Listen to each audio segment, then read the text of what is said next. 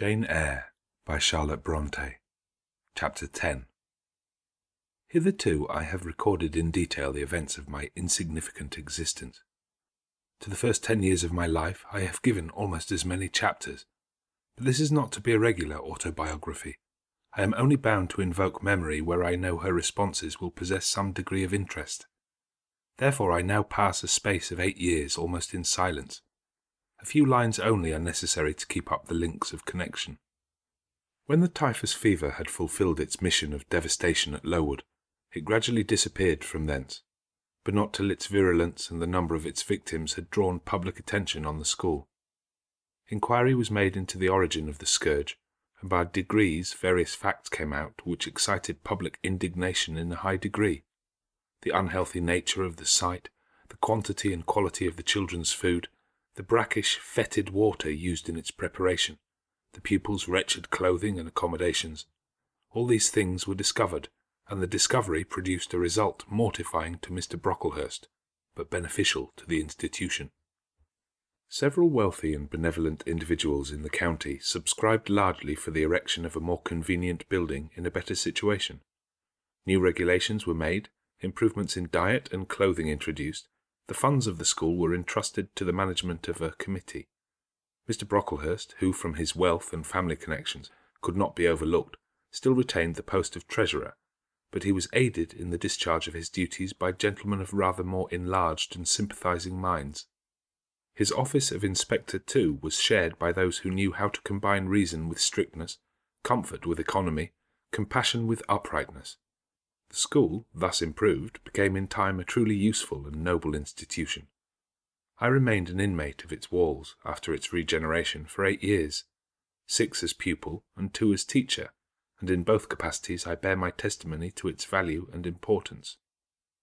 During these 8 years my life was uniform, but not unhappy because it was not inactive. I had the means of an excellent education placed within my reach, a fondness for some of my studies, and a desire to excel in all, together with a great delight in pleasing my teachers, especially such as I loved, urged me on. I availed myself fully of the advantages offered me. In time I rose to be the first girl of the first class. Then I was invested with the office of teacher, which I discharged with zeal for 2 years. But at the end of that time I altered. Miss Temple, through all changes, had thus far continued superintendent of the seminary. To her instruction I owed the best part of my acquirements. Her friendship and society had been my continual solace. She had stood me in the stead of mother, governess, and latterly companion. At this period she married, removed with her husband, a clergyman, an excellent man, almost worthy of such a wife, to a distant county, and consequently was lost to me. From the day she left I was no longer the same. With her was gone every settled feeling, every association that had made Lowood in some degree a home to me. I had imbibed from her something of her nature and much of her habits. More harmonious thoughts, what seemed better regulated feelings, had become the inmates of my mind. I had given an allegiance to duty and order. I was quiet. I believed I was content. To the eyes of others, usually even to my own, I appeared a disciplined and subdued character. But destiny, in the shape of the Reverend Mr. Naismith, came between me and Miss Temple. I saw her, in her travelling dress, step into a post-chaise shortly after the marriage ceremony. I watched the chaise mount the hill and disappear beyond its brow, and then retired to my own room, and there spent in solitude the greatest part of the half-holiday granted in honour of the occasion. I walked about the chamber most of the time. I imagined myself only to be regretting my loss and thinking how to repair it.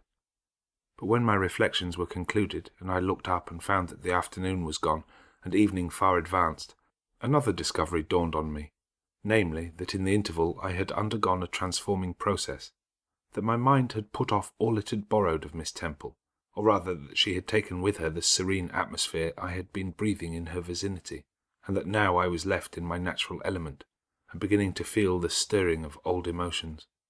It did not seem as if a prop were withdrawn, but rather as if a motive were gone. But it was not the power to be tranquil which had failed me, but the reason for tranquillity was no more. My world had for some years been in Lowood. My experience had been of its rules and systems. Now I remembered that the real world was wide. and that a varied field of hopes and fears, of sensations and excitements awaited those who had courage to go forth into its expanse, to seek real knowledge of life amidst its perils. I went to my window, opened it, and looked out. There were the two wings of the building, there was the garden, there were the skirts of Lowood, there was the hilly horizon. My eye passed all other objects to rest on those most remote, the blue peaks. It was those I longed to surmount. All within their boundary of rock and heath seemed prison ground, exile limits. I traced the white road winding round the base of one mountain and vanishing in a gorge between two. How I longed to follow it farther. I recalled the time when I had travelled that very road in a coach. I remembered descending that hill at twilight. An age seemed to have elapsed since the day which brought me first to Lowood, and I had never quitted it since. My vacations had all been spent at school. Mrs. Reed had never sent for me to Gateshead. Neither she nor any of her family had ever been to visit me. I had no communication by letter or message with the outer world. School rules, school duties, school habits and notions, and voices and faces and phrases and costumes and preferences and antipathies, such was what I knew of existence. And now I felt that it was not enough. I tired of the routine of 8 years in one afternoon. I desired liberty. For liberty I gasped.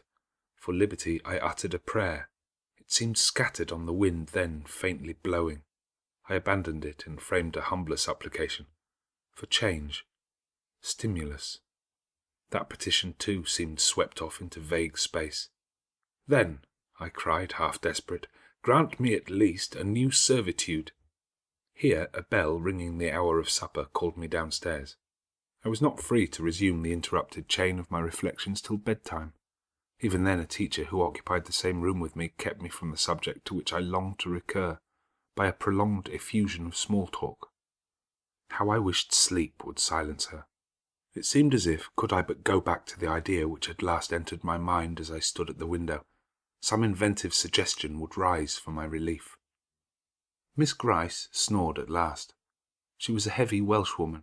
Until now her habitual nasal strains had never been regarded by me in any other light than as a nuisance.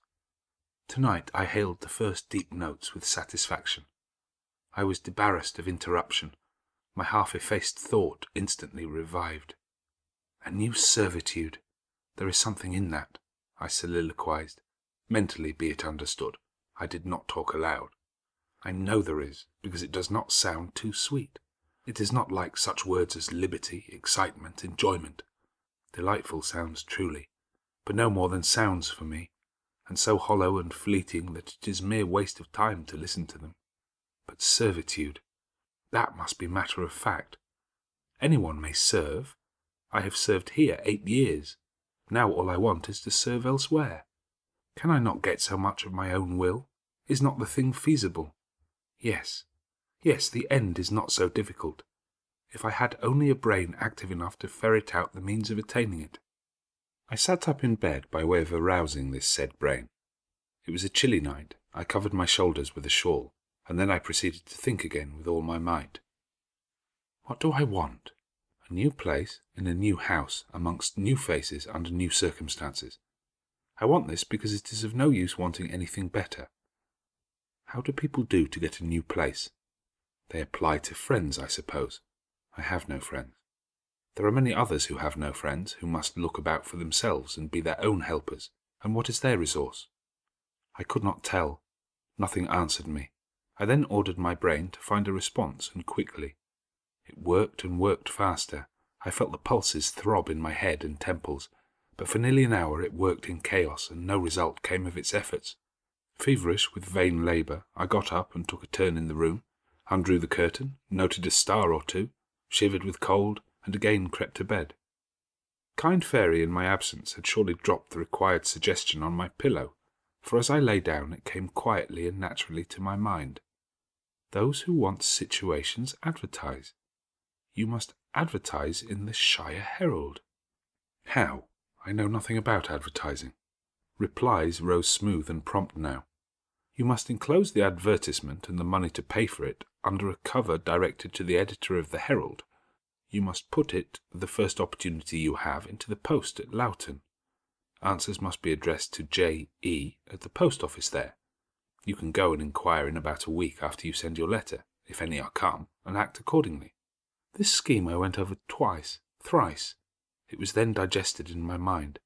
I had it in a clear practical form. I felt satisfied, and fell asleep. With earliest day I was up. I had my advertisement written, enclosed, and directed before the bell rang to rouse the school. It ran thus: a young lady accustomed to tuition, had I not been a teacher 2 years, is desirous of meeting with a situation in a private family where the children are under 14. I thought that as I was barely 18, it would not do to undertake the guidance of pupils nearer my own age. She is qualified to teach the usual branches of a good English education, together with French, drawing, and music. In those days, reader, this now narrow catalogue of accomplishments would have been held tolerably comprehensive. Address: J.E., Post Office, Loughton. This document remained locked in my drawer all day. After tea I asked leave of the new superintendent to go to Loughton in order to perform some small commissions for myself and 1 or 2 of my fellow teachers. Permission was readily granted. I went. It was a walk of 2 miles, and the evening was wet, but the days were still long. I visited a shop or 2, slipped the letter into the post office, and came back through heavy rain with streaming garments, but with a relieved heart. The succeeding week seemed long. It came to an end at last, however, like all sublunary things, and once more towards the close of a pleasant autumn day I found myself afoot on the road to Loughton. A picturesque track it was, by the way, lying along the side of the beck and through the sweetest curves of the dale. But that day I thought more of the letters that might or might not be awaiting me at the little burg whither I was bound than of the charms of lea and water. My ostensible errand on this occasion was to get measured for a pair of shoes, so I discharged that business first, and when it was done I stepped across the clean and quiet little street from the shoemaker's to the post office. It was kept by an old dame who wore horn spectacles on her nose and black mittens on her hands. "Are there any letters for J.E.?" I asked. She peered at me over her spectacles, and then she opened a drawer and fumbled among its contents for a long time, so long that my hopes began to falter. At last, having held the document before her glasses for nearly 5 minutes, she presented it across the counter, accompanying the act by another inquisitive and mistrustful glance. It was for J.E. "Is there only one?" I demanded. "There are no more," said she, and I put it in my pocket and turned my face homeward. I could not open it then. Rules obliged me to be back by 8, and it was already 7:30. Various duties awaited me on my arrival. I had to sit with the girls during their hour of study. Then it was my turn to read prayers, to see them to bed. Afterwards I supped with the other teachers. Even when we finally retired for the night, the inevitable Miss Gryce was still my companion. We had only a short end of candle in our candlestick, and I dreaded lest she should talk till it was all burnt out. Fortunately, however, the heavy supper she had eaten produced a soporific effect. She was already snoring before I had finished undressing. There still remained an inch of candle. Now I took out my letter. The seal was an initial F. I broke it. The contents were brief. If J.E., who advertised in the Herald of last Thursday, possesses the acquirements mentioned, and if she is in a position to give satisfactory references as to character and competency, a situation can be offered her where there is but one pupil, a little girl under 10 years of age, and where the salary is £30 per annum. J.E. is requested to send references, name, address, and all particulars to the direction Mrs. Fairfax, Thornfield, near Millcote. I examined the document long. The writing was old-fashioned and rather uncertain, like that of an elderly lady. This circumstance was satisfactory. Private fear had haunted me that in thus acting for myself and by my own guidance, I ran the risk of getting into some scrape, and above all things I wished the result of my endeavours to be respectable, proper, en règle. I now felt that an elderly lady was no bad ingredient in the business I had on hand. Mrs. Fairfax. I saw her in a black gown and widow's cap, frigid perhaps, but not uncivil, a model of elderly English respectability. Thornfield. That doubtless was the name of her house, a neat, orderly spot, I was sure, though I failed in my efforts to conceive a correct plan of the premises. Millcote. I brushed up my recollections of the map of England. Yes, I saw it, both the shire and the town. The shire was 70 miles nearer London than the remote county where I now resided. That was a recommendation to me. I longed to go where there was life and movement. Millcote was a large manufacturing town on the banks of the Avon. A busy place enough, doubtless, so much the better. It would be a complete change, at least. Not that my fancy was much captivated by the idea of long chimneys and clouds of smoke, but, I argued, Thornfield will probably be a good way from the town. Here the socket of the candle dropped, and the wick went out. Next day new steps were to be taken. My plans could no longer be confined to my own breast. I must impart them in order to achieve their success. Having sought and obtained an audience of the superintendent during the noontide recreation, I told her I had a prospect of getting a new situation where the salary would be double what I now received, for at Lowood I only got £15 per annum, and requested she would break the matter for me to Mr. Brocklehurst, or some of the committee, and ascertain whether they would permit me to mention them as references. She obligingly consented to act as mediatrix in the matter. The next day she laid the affair before Mr. Brocklehurst, who said that Mrs. Reed must be written to, as she was my natural guardian. A note was accordingly addressed to that lady, who returned for answer that I might do as I pleased. She had long relinquished all interference in my affairs. This note went round of the committee, and at last, after what appeared to me most tedious delay, formal leave was given me to better my condition if I could, and an assurance added that as I had always conducted myself well, both as teacher and pupil at Lowood, a testimonial of character and capacity, signed by the inspectors of that institution, should forthwith be furnished me. This testimonial I accordingly received in about a month, forwarded a copy of it to Mrs. Fairfax, and got that lady's reply, stating that she was satisfied, and fixing that day fortnight as the period for my assuming the post of governess in her house.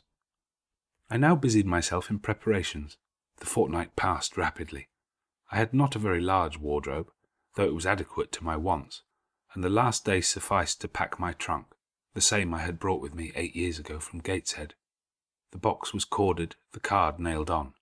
In half an hour the carrier was to call for it to take it to Loughton, whither I myself was to repair at an early hour the next morning to meet the coach.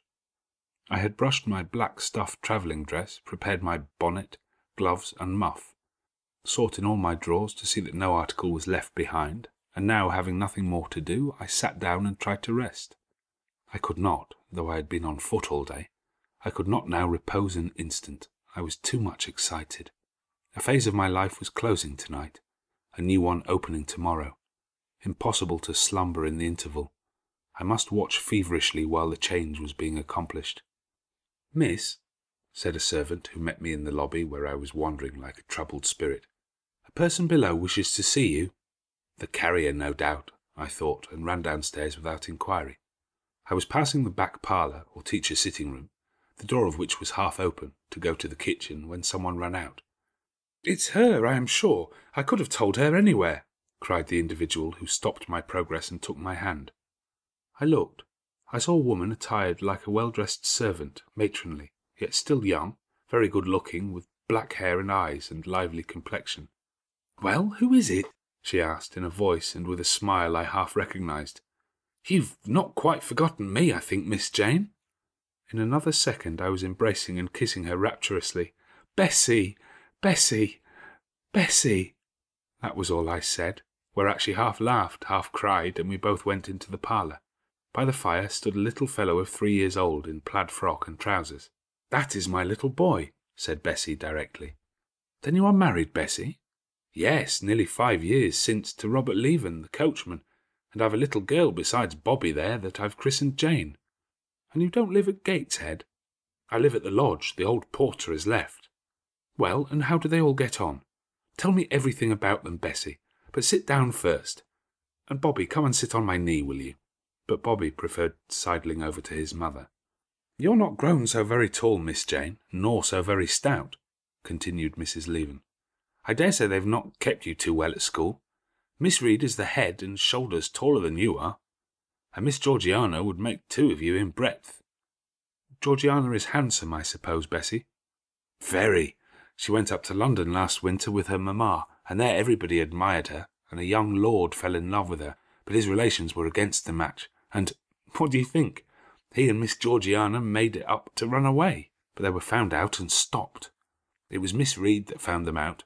I believe she was envious, and now she and her sister lead a cat and dog life together. They are always quarrelling. Well, and what of John Reed? Oh, he is not doing so well as his mamma could wish. He went to college and he got plucked, I think they call it, and then his uncles wanted him to be a barrister and study the law. But he is such a dissipated young man, they will never make much of him, I think. What does he look like? He is very tall. Some people call him a fine-looking young man, but he has such thick lips. And Mrs. Reed? Mrs. looks stout and well enough in the face, but I think she's not quite easy in her mind. Mr. John's conduct does not please her. He spends a deal of money. Did she send you here, Bessie? No, indeed, but I have long wanted to see you, and when I heard that there had been a letter from you, and that you were going to another part of the country, I thought I'd just set off and get a look at you before you were quite out of my reach. I am afraid you are disappointed in me, Bessie. I said this laughing. I perceived that Bessie's glance, though it expressed regard, did in no shape denote admiration. No, Miss Jane, not exactly. You are genteel enough. You look like a lady, and it is as much as I ever expected of you. You were no beauty as a child. I smiled at Bessie's frank answer. I felt that it was correct, but I confess I was not quite indifferent to its import. At 18 most people wish to please, and the conviction that they have not an exterior likely to second that desire brings anything but gratification. I dare say you are clever, though, continued Bessie by way of solace. What can you do? Can you play on the piano? A little. There was one in the room. Bessie went and opened it, and then asked me to sit down and give her a tune. I played a waltz or two, and she was charmed. The Miss Reeds could not play as well, said she exultingly. I always said you would surpass them in learning. And can you draw? That is one of my paintings over the chimney-piece.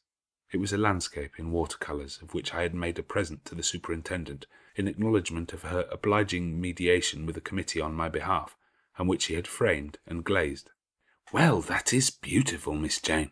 It is as fine a picture as any Miss Reed's drawing-master could paint, let alone the young ladies themselves, who could not come near it. And have you learnt French? Yes, Bessie, I can both read it and speak it. And you can work on muslin and canvas? I can. Oh, you are quite a lady, Miss Jane. I knew you would be. You will get on whether your relations notice you or not. There was something I wanted to ask you. Have you ever heard from your father's kinfolk, the Eyres? Never in my life. Well, you know Mrs. always said they were poor and quite despicable, and they may be poor, but I believe they are as much gentry as the Reeds are. For one day, nearly 7 years ago, a Mr. Eyre came to Gateshead and wanted to see you. Mrs. said you were at school 50 miles off. He seemed so much disappointed, for he could not stay. He was going on a voyage to a foreign country, and the ship was to sail from London in a day or two. He looked quite a gentleman, and I believe he was your father's brother. What foreign country was he going to, Bessie? An island thousands of miles off where they make wine. The butler did tell me. Madeira? I suggested. Yes, that is it. That is the very word. So he went. Yes, he did not stay many minutes in the house. Mrs. was very high with him. She called him afterwards a sneaking tradesman. My Robert believes he was a wine merchant. Very likely, I returned, or perhaps clerk or agent to a wine merchant. Bessie and I conversed about old times an hour longer, and then she was obliged to leave me. I saw her again for a few minutes the next morning at Loughton while I was waiting for the coach. We parted finally at the door of the Brocklehurst Arms there. Each went her separate way. She set off for the brow of Lowood Fell to meet the conveyance which was to take her back to Gateshead. I mounted the vehicle which was to bear me to new duties and a new life in the unknown environs of Millcote.